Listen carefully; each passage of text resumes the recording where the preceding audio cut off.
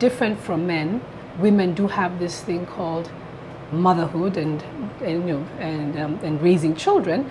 That does not mean they cannot make a contribution into the workplace. It just means we need to find ways to make it work for them, because at the end of the day, we all know that we have we are ambitious. Women are ambitious. We're bringing up our girls to be, power girls. Yeah. So we have to ask ourselves: are we putting the things in place around for them to get the best opportunities, and not to be biased, because that's there's a bias that comes with the fact that you're out of work and that you're a woman, or that you're pregnant, and so forth and so forth. Things have improved since, of course, my time. Lactation rooms now have come into place. You also have organizations that actually set up creches so that you come with your baby to work in those early months, and all those are wonderful things, and that's exactly the direction of travel. But I remember a story when I was getting my second born. I had lots of leave, so I wanted to take lots of normal leave because I'd been working straight up and accumulated leave. So I wanted to take my 3 months, and then I could take another 2 months. So in total, I could have had 5. So when I went to my boss and said, "See, it's doable." He says, "Unless you're planning on retiring, that's not gonna fly."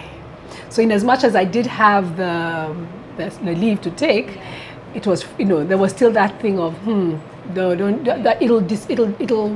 it'll disadvantage you in some way. It's just a question of now advocating, making it make sense, and allowing for the women to actually make their contribution in a way that doesn't compromise their own outcomes professionally, and also the outcomes of the children that they're raising and the families that they're putting together, because it can be done. We've evolved. We can work remotely, computers, internet. We don't need to be, we can find a way to make that work, especially if the work you do is not reliant on your physical presence in a place, like you're a factory worker or a domestic worker or something like that, because then now that creates a different challenge. If you look at most organizations, all the way up to that almost tier 1 level of management and leadership, you're almost 50-50. Or sometimes in certain instances, the women are even more. But when you come up to the exco and then up to the board, suddenly they're gone, and what's that? And I think, so top leadership has been sort of been the preserve of men, so to speak. I think the truth is that there is an unconscious inherent bias, and this is something I was sharing with Anne, that when they're recruiting, and it's, I'm not pointing fingers or anything, but when somebody walks in and that person that walks in is somebody like them, you are immediately in tune, but that's an unconscious bias. It's the same way that I walk into a room and I find ladies and what have you, we are suddenly on a yama way, because there's that inherent thing that we gravitate towards each other. So that's why I think one of the things that need to be addressed is this: when we talk about quotas, and those enforcements of gender, like requirements, like the way we say a third. It's because the truth is, if you leave it as is, you perpetuate that unconscious bias and the recruitment and the continuous propagation of, on the other side of the interview table is somebody that does not connect with you naturally, especially in non-traditional, what was considered traditional women roles. So HR, marketing, those things people say, customer experience, they're kind of, but then it comes to CEO, CFO, MD, board director, now suddenly you begin to see, where are they? I don't know if you've ever read Lean In, what's her name? Sheryl Sandberg. One of the things is, there's a politesse that is required, don't interrupt, don't cut people. Actually, for women, some of those rules might have to be inverted, because if you don't invert them, you'll be silent. So actually, I think she says interrupt. Just actually cut in right there. If there's a thing that needs correction, or if you've got a point.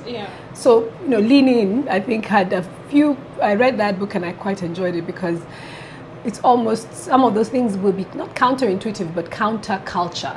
But that counterculture is kind of what allows for your voice and your contribution to be heard or made. To your point around, the fact that that I'm with the babies, I can't now go to school. Actually, that's kind of now can be turned on its head, because I can do online school. So I can come home, fix up the meals, put the babies to bed, or put them, to do their homework, whatever, and I can spend an hour or so online doing a course and getting certifications. So I think like I said, the world is moving in the right direction. What we need to do is now be intentional about following it, because if all these things are available, the digital platforms, courses, remote working, virtual private networks, etc., and we are still insisting on a particular way of work and a particular way of schooling and a particular way of qualifying, then we are disenfranchising the biggest beneficiaries of this digital age, who are women. Right now, there's no reason not to embrace employers, companies,